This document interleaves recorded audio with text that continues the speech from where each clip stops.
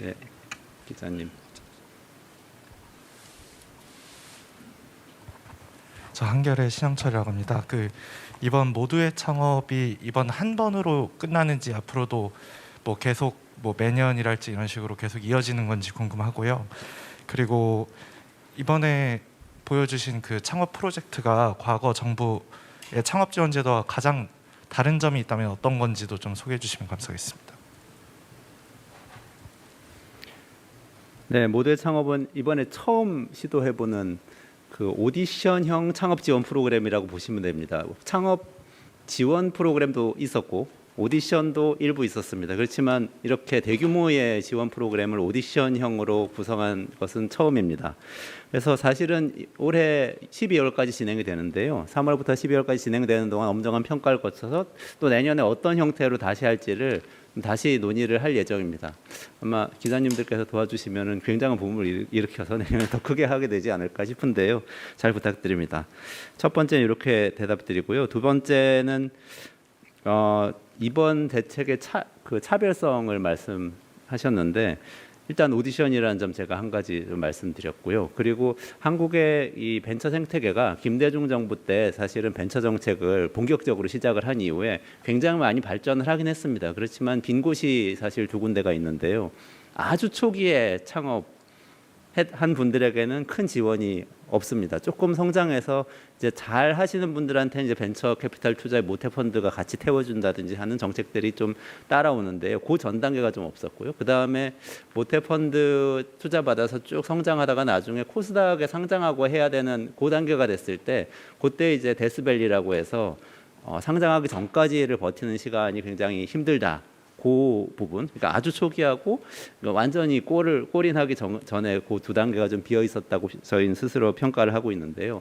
이번 대책을 보시면 아주 첫 단계부터 국가가 동행하겠다는 취지로 창업 활동 자금을 5천 명을 일단 선발해서 같이 지급을 하기 시작한다. 이 점이 이제 좀 굉장히 다른 점이고, 그걸 할 때 돈만 주는 것이 아니고 이제 대책 내용에 뭐 오후에 조금 더 자세한 내용의 서면 브리핑이 되겠습니다만, 그 전국에 100개의 창업 보육기관을 모집을 해서 그 5천 명을 돕게 만들 겁니다. 그래서 5천 분에게 코칭을 해서 실제 오디션에 참여해서 제대로 오디션에서 경쟁할 수 있도록 도와드리는 데까지가 진행이 됩니다. 그래서 그렇게 이 초기 창업을 도와드린다는 게 굉장히 큰 차별점이라고 생각하시면 되겠고요. 그렇게 해서 조금 성공하신 분들은 또 창업 열풍 펀드라는 500억 원의 펀드를 통해서 투자를 통해서 지원을 해드린다. 그런 점이 다른 점이겠고요. 그 이후에 이제 어제도 아마 뭐 기획예산처 발표 보도 같은 것을 보시면 정부에서 기금 운용하거나 할 때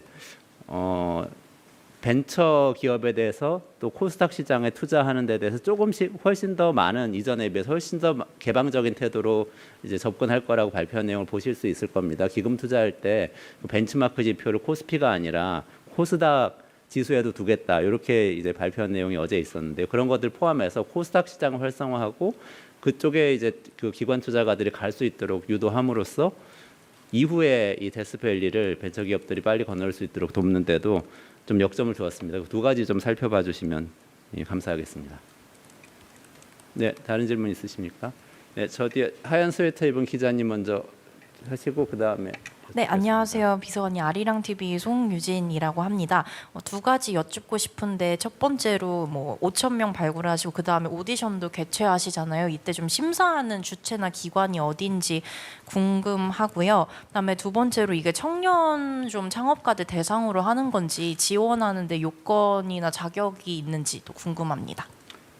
네, 그 아주 상세한 지원 자격은 이제 3월에 공고를 통해서 동시에 나가게 됩니다. 그래서 그거를 조금 더 구체적으로 참조해 주시면 좋겠고요.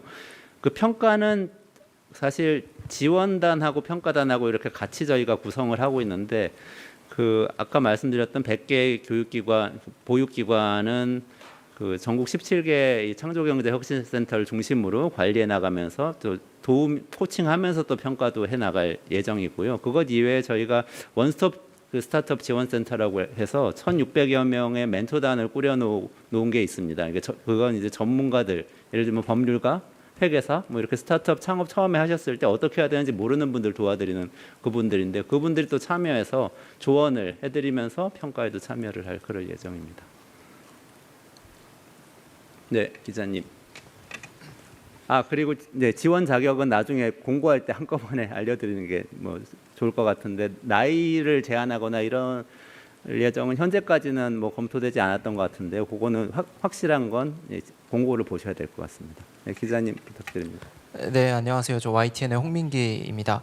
그 각 단계에서 상위 단계로 진출하는 그런 심사 기준은 뭐가 있을지 궁금하고요. 또 민간 주도와 국가 주도의 가장 큰 차이가 또 각종 규제에 부딪히지 않을까 하는 이런 걱정이 있는데 그런 규제들은 어떻게 완화하실지 궁금합니다. 네, 심사 기준은 조금 아주 간결하게 할 예정인데요. 아까 말씀드린 것처럼 좀 이 실제 공고를 좀 참고를 해주시면 좋을 것 같습니다. 그리고 각종 규제는 지금 그 규제와 관련해서 종합적으로 국무조정실에서 각 지역별로 특례를 마련하는 방안을 이제 그 메가특구란 이름으로 국정과제를 지금 검토를 하고 있는데요. 그것하고 관련해서 한꺼번에 발표가 될 거라고 생각을 합니다. 네, 굉장히 많이 노력하고 있습니다. 큰 진전이 있을 거라고 생각합니다. 네, 기자님.